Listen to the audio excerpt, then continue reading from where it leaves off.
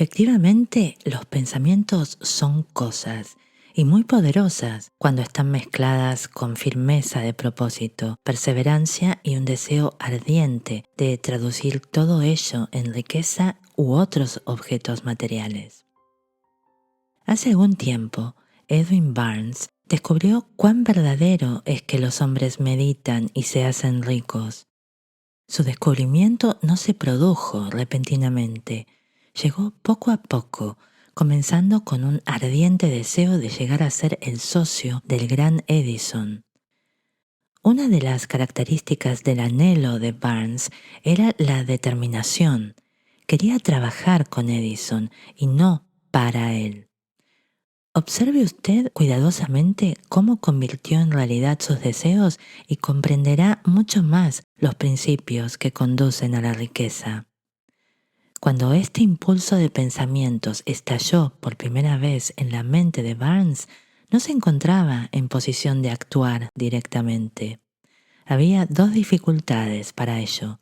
La primera era que no conocía personalmente a Edison, y la segunda, que carecía de dinero para costearse un billete de ferrocarril hasta East Orange, New Jersey. Estos inconvenientes eran suficientemente fuertes como para desanimar a la mayoría de los hombres a llevar a la práctica su deseo.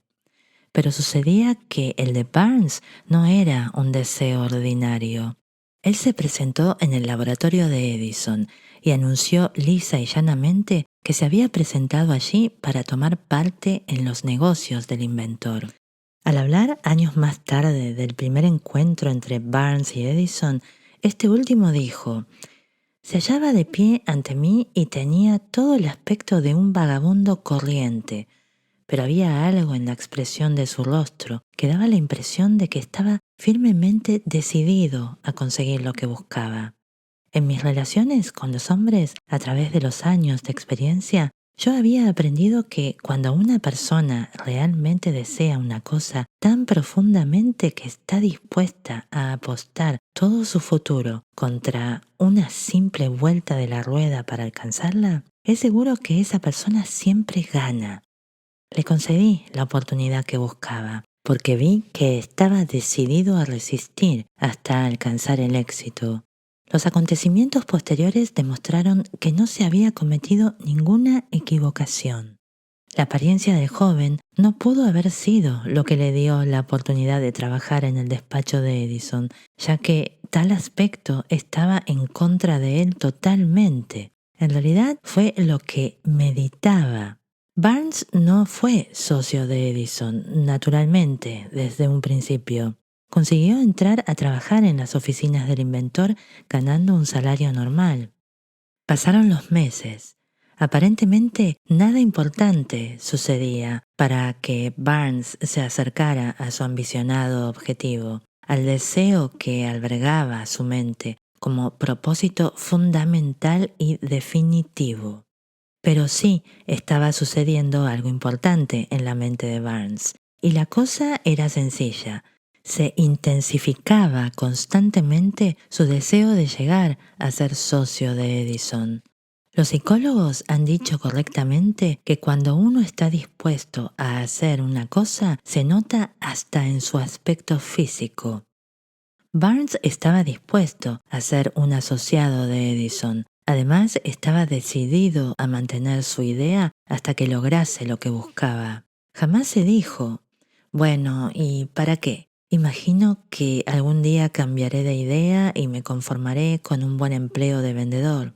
Sino que se dijo: «Vine aquí para ser socio industrial de Edison y lograré hacerlo aunque me muera en el empeño». Lo deseaba con tal fuerza. Cuán diferentes serían las historias que nos relatasen los hombres si adoptaran propósitos firmes y se ciñesen a tales propósitos hasta que llegaran a convertirse en una obsesión. Es posible que el joven Barnes no lo supiera entonces, pero su testaruda determinación y su persistencia en ceñirse así a un solo deseo eran factores que estaban destinados a barrer toda oposición y concederle la oportunidad que estaba buscando. Cuando se dio la oportunidad, se manifestó en forma y direcciones diferentes a la que estaba esperando Barnes. Ese es precisamente uno de los trucos de la oportunidad. Tiene el hábito socarrón de deslizarse por la puerta trasera y a menudo llega disfrazada en forma de desgracia o de derrota temporal. Quizá esta sea la razón por la que muchísimas personas fracasan en reconocerla. El señor Edison recién perfeccionaba un nuevo dispositivo para oficinas, conocido en aquella época bajo el nombre de máquina dictadora Edison. Sus vendedores no estaban muy entusiasmados con la nueva máquina. No creían que se pudiera vender sin realizar grandes esfuerzos. Barnes sabía que podía vender la máquina dictadora de Edison. Se lo sugirió al propio Edison y pronto tuvo su oportunidad. Vendió la máquina.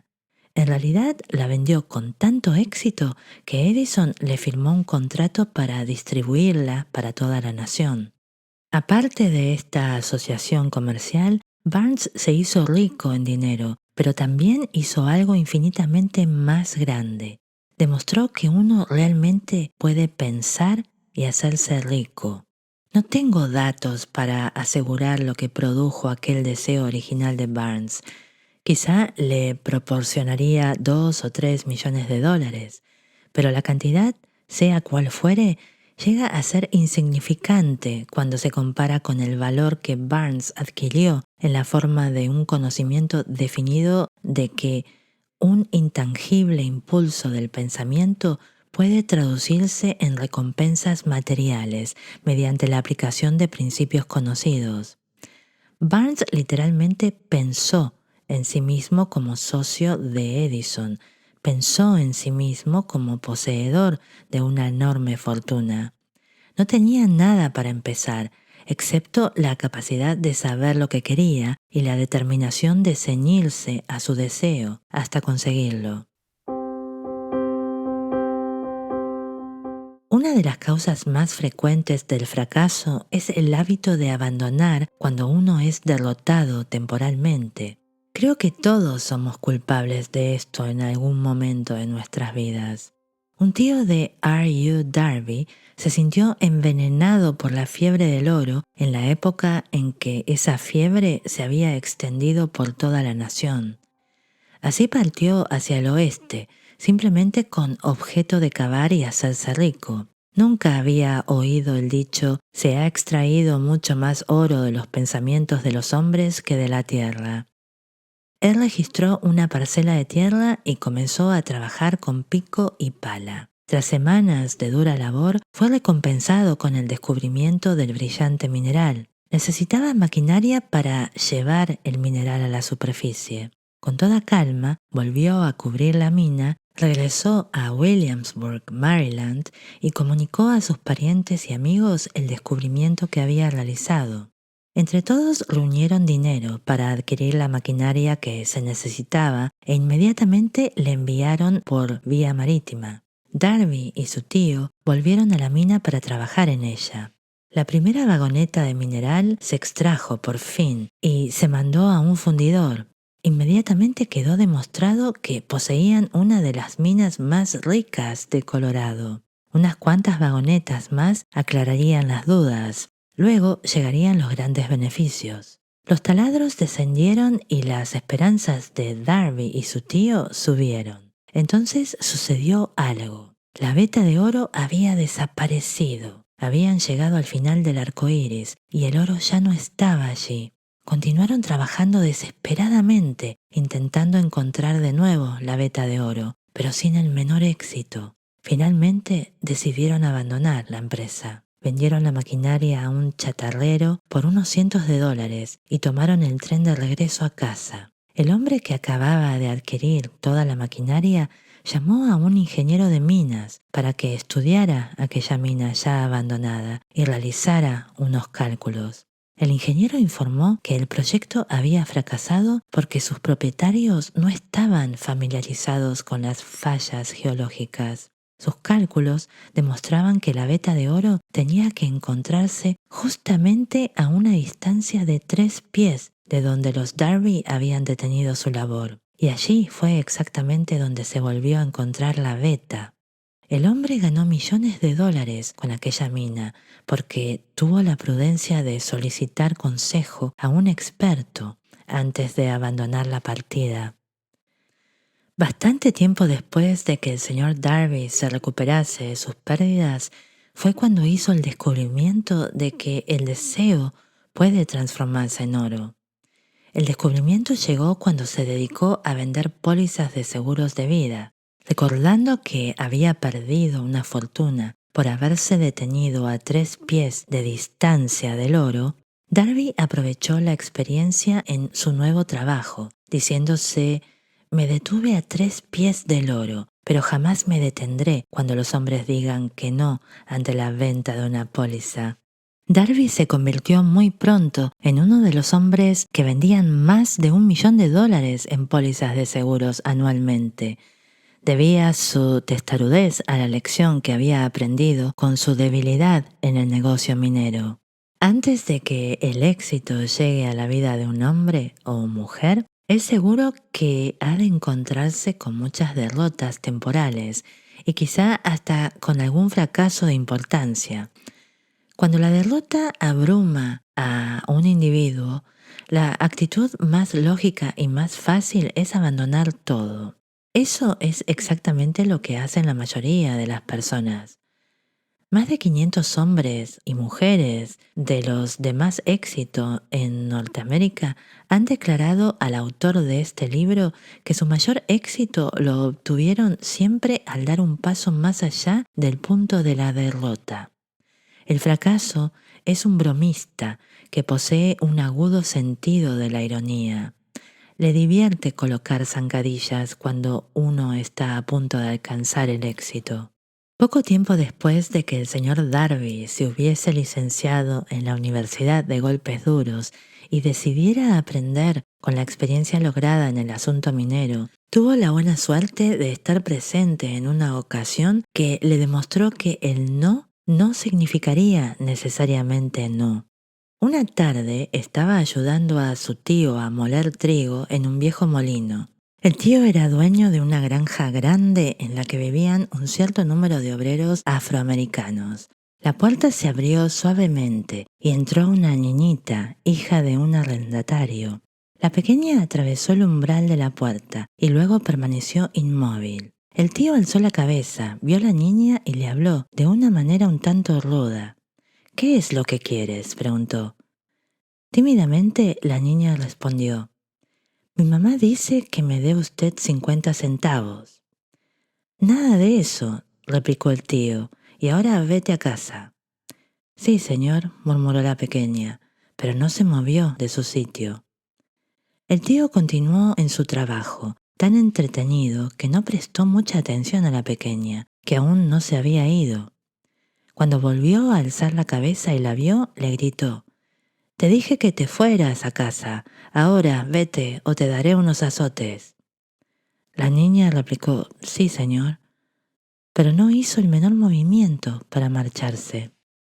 El tío dejó caer al suelo un saco de grano que estaba a punto de verter en la tolva, asió una duela de barril y se acercó amenazadoramente a la niña, con una expresión en el rostro que denotaba su mal humor. Darby contuvo la respiración. Estaba seguro de que iba a ser testigo de una brutalidad, porque sabía que su tío tenía un temperamento excesivamente fogoso. Cuando el tío llegó donde se hallaba la pequeña, ésta avanzó rápidamente un paso, le miró a los ojos y chilló con todas sus fuerzas: «Mamá necesita esos 50 centavos». El tío se detuvo, miró a la niña durante un minuto y lentamente dejó la duela en el suelo, introdujo una mano en el bolsillo y extrajo $0,5 que entregó a la niña. La pequeña tomó el dinero y lentamente retrocedió hasta la puerta, sin apartar los ojos del hombre que acababa de conquistar, de vencer.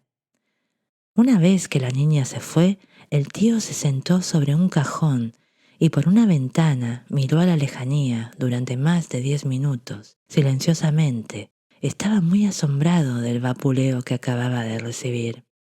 El señor Darby también estaba reflexionando. Era la primera vez en su vida que había visto a una niñita de raza negra dominar deliberadamente a una persona adulta y blanca.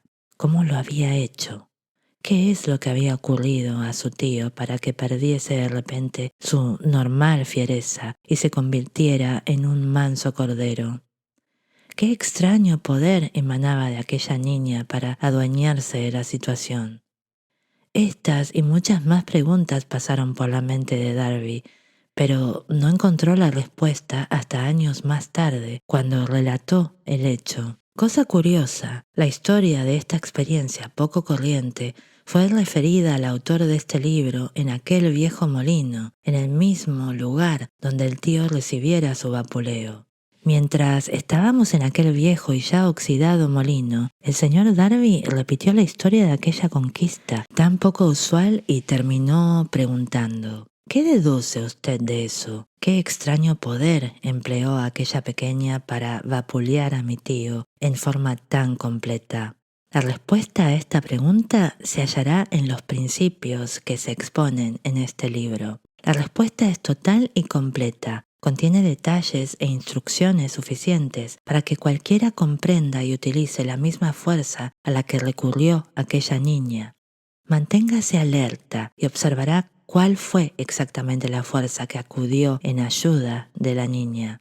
En el próximo capítulo lo verá. En algún lugar de este libro usted hallará una idea que estimulará sus cualidades receptivas y pondrá a su disposición y para su beneficio una fuerza idéntica e irresistible. Puede que usted repare en esta fuerza en el primer capítulo de esta obra o en cualquier otro. Puede llegar hasta usted en forma de una sencilla idea, o es posible que aparezca como un plan o un propósito. Y, ¿cómo no?, es muy posible, asimismo, que le haga recordar sus pasadas experiencias de fracaso o derrota y aflore a la superficie alguna lección mediante la cual pueda usted recuperar todo aquello que perdió en la derrota. Al terminar de describir el señor Darby la energía desplegada por la niña, me hizo un relato completo de sus 30 años de experiencia como agente de seguros y, con toda seguridad, reconoció que su éxito en tal campo de trabajo se debía a la lección que había recibido de aquella niña. El señor Darby dijo: cada vez que un posible cliente trataba de despedirme sin comprarme, se me aparecía delante aquella pequeña con sus ojos brillantes por el desafío y me decía a mí mismo: tengo que vender esta póliza. Y le aseguro a usted que el porcentaje más brillante de ventas que he hecho en todos estos años ha sido precisamente cuando los clientes dijeron no. Recordaba también su equivocación de haberse detenido a una distancia de 3 pies del oro. Pero aquella experiencia, añadió, fue una auténtica bendición para mí.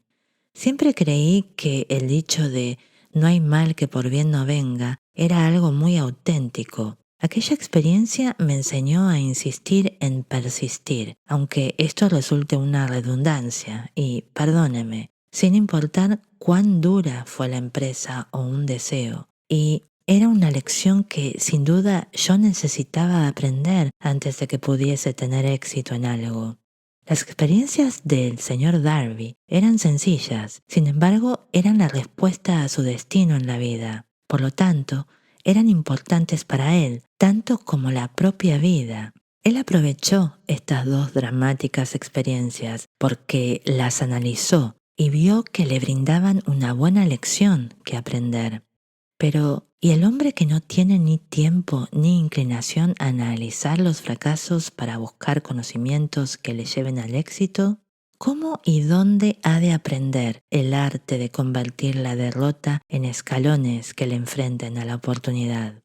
Este libro se escribió en respuesta a esas preguntas. La respuesta a lo formulado anteriormente exige una descripción de 13 principios, pero recuerde al leer que la respuesta que usted pueda estar buscando a tales preguntas formuladas sobre la extrañeza de la vida puede hallarse en su propia mente a través de alguna idea, plan o propósito, el cual puede surgir en su cerebro al leer este libro. Una buena idea, una idea que tenga profundidad, es todo cuanto uno necesita para alcanzar el éxito. Los principios que se describen en este libro contienen formas y medios de crear ideas útiles.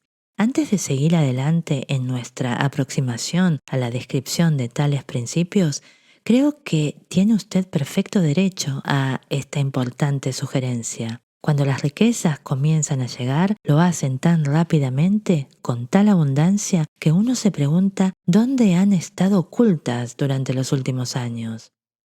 Esta es, sin duda, una declaración asombrosa, mucho más cuando recordamos la creencia popular, la cual afirma que las riquezas van a parar solamente a manos de aquellos que trabajan dura y largamente.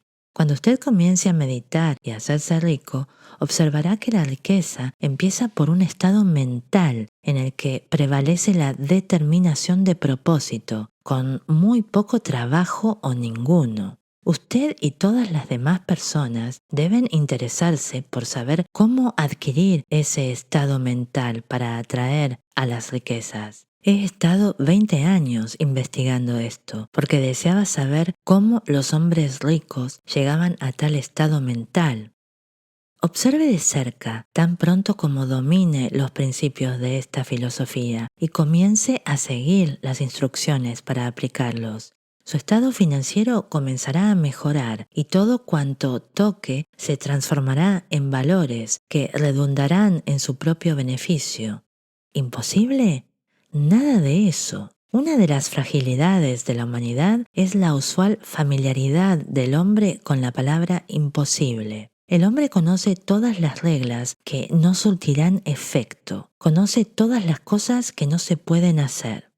Este libro ha sido escrito para aquellos que buscan las reglas que han conducido al éxito a otros y que están dispuestos a apostarlo todo por esas reglas. El éxito lo obtienen aquellos que están seguros de él. El fracaso abruma a aquellos que indiferentemente se dejan aplastar por el desfallecimiento. Otra falla normal en mucha gente es la costumbre de medir todas las cosas y a todo el mundo por sus propias impresiones y creencias.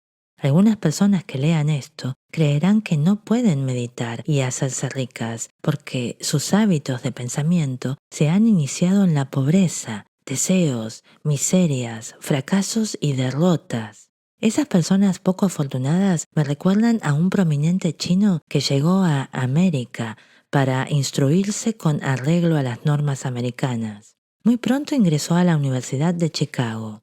Un día, el presidente Harper encontró al citado joven oriental en los terrenos de juego de la universidad.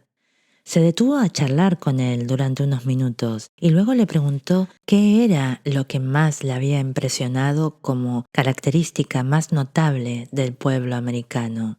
Bien, replicó el estudiante, la rara inclinación de sus ojos. Sus ojos están desnivelados. ¿Qué decimos nosotros acerca de los chinos? Nos negamos a creer aquello que no comprendemos. Estúpidamente creemos que nuestras propias limitaciones son la adecuada medida de la limitación. Seguro, los ojos de los orientales son sesgados, oblicuos, porque no son iguales a los nuestros. En el instante en que Henry Ford decidió fabricar su famoso motor V8, él optó por construir un dispositivo en el que fuesen fundidos los 8 cilindros en un bloque y así dio instrucciones a sus ingenieros para que diseñaran tal motor. Efectivamente, se realizaron los planos sobre el papel, claro está, pero los ingenieros convinieron al unísono en que era completamente imposible fundir en una sola pieza un bloque con 8 cilindros. Ford dijo, «De todas maneras, fabríquenlo». «Pero si es imposible», replicaron ellos. «Adelante», ordenó Ford, «y dedíquense a esa labor hasta que logren el éxito, sin importar el tiempo que puedan tardar». Los ingenieros siguieron adelante. No les quedaba más remedio que hacerlo así si deseaban seguir perteneciendo a la Ford. Transcurrieron 6 meses y nada sucedió. Pasaron otros 6 y la cosa seguía igual. Los ingenieros probaron todo plan posible para ejecutar las órdenes de Ford, pero no hacían más que tropezar con la palabra imposible. Al final del año, Ford se reunió con todos sus ingenieros y de nuevo le informaron de que no había forma humana de llevar a cabo sus deseos. Aún así, replicó Ford, les ruego que prosigan con sus esfuerzos. Quiero ese bloque y lo conseguiré. Le obedecieron, y entonces, como respondiendo al golpe de una varita mágica, se descubrió el secreto. La fuerte determinación de Ford había vencido una vez más. Puede que la historia que antecede no se describa aquí con absoluta exactitud en cuanto se refiere al tiempo, pero sí es correcta su suma y substancia. Usted, que desea meditar y hacerse rico, deduzca de ella el secreto de los millones de Ford, si puede, naturalmente, hacerlo. No tendrá que buscar mucho ni ir muy lejos para hacerlo así. Henry Ford fue un hombre de éxito porque aplicó los principios del éxito. Uno de estos es el deseo, saber lo que uno quiere. Recuerde usted esta historia de Ford a medida que vaya leyendo y escoja las líneas en las que se ha descrito el secreto de sus maravillosos éxitos. Si puede usted hacer esto, si es capaz de colocar su dedo índice sobre el grupo particular de principios que hicieron rico a Ford, podrá igualar los logros de aquel hombre en todo campo para el que usted esté especialmente dotado. Cuando el escritor Henley redactó las proféticas líneas «Soy el dueño de mi destino y el capitán de mi alma», debía habernos informado que todos somos dueños de nuestros destinos y capitanes de nuestras almas, porque tenemos el poder de dominar nuestros pensamientos. Debió habernos dicho que nuestro cerebro se magnetiza con los pensamientos dominantes que sostenemos en la mente y que este magnetismo atrae a las fuerzas, a la gente y a las circunstancias de la vida que armonizan con la naturaleza de nuestros pensamientos. También debió expresar que antes de poder acumular las riquezas en gran abundancia, debemos magnetizar nuestras mentes con un intenso deseo hacia las riquezas, que debemos llegar a ser conscientes monetariamente hasta que ese deseo por el dinero nos impulse a establecer planes definidos para adquirirlo.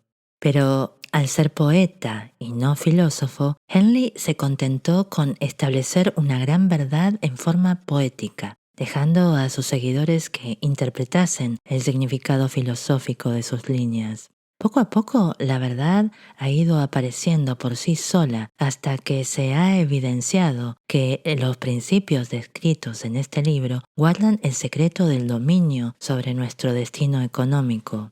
Ahora ya estamos preparados para examinar el primero de estos principios. Es necesario mantener el espíritu receptivo y recordar, a medida que se vaya leyendo, que no son invención de ningún hombre.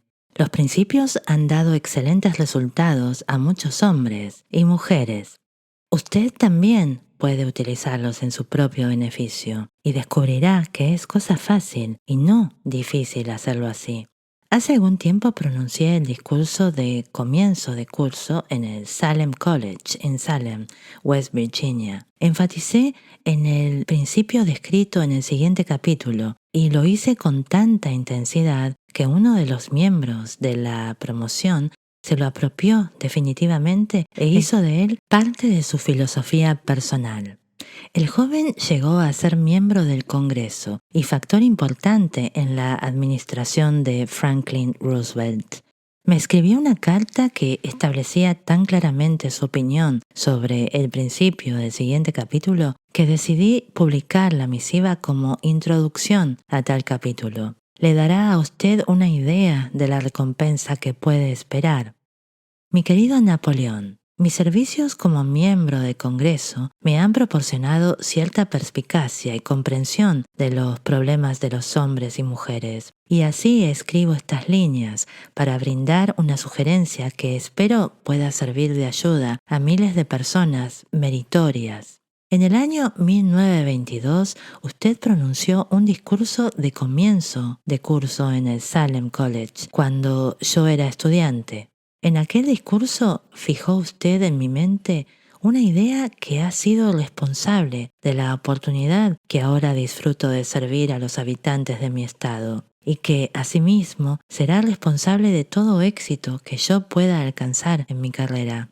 Recuerdo como si aún fuese ayer la maravillosa descripción que usted hizo del método empleado por Henry Ford, poseyendo en aquel entonces muy poca cultura, sin $1, sin amigos influyentes y sin embargo elevándose en poco tiempo a gran altura. En tal ocasión decidí incluso antes de que usted terminara su discurso que algún día llegaría a ocupar un cargo de importancia, fuesen cuales fueren las dificultades que tuviera que vencer.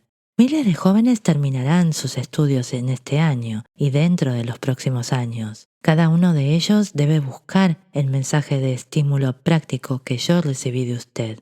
Querrán saber hacia dónde caminar, qué hacer, cómo empezar a vivir. Usted puede decírselo porque usted ha resuelto o ayuda a resolver los problemas de infinidad de personas. Hay miles de personas en América hoy en día a quienes les gustaría saber cómo convertir sus ideas en dinero, y son personas que deben comenzar arañando el camino, sin financiación alguna y sin apoyo de ninguna clase. Si hay alguien que puede ayudarlos, es alguien como usted. Si publica usted el libro, me gustaría poseer el primer ejemplar que salga a la venta, personalmente autografiado por usted. Con mis mejores deseos, sinceramente suyo, Jennings Randolph. Cualquier cosa que pueda concebir y creer la mente humana podrá conseguirse.